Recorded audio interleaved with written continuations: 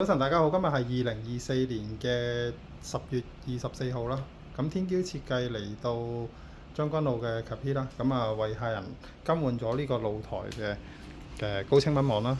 咁由於客人本身之前都係幫襯我哋公司啦，咁啊安裝咗一啲風琴式嘅蚊網嘅。咁露台呢一邊嘅風琴式嗰隻露台門咧，咁啊損壞咗啦最近。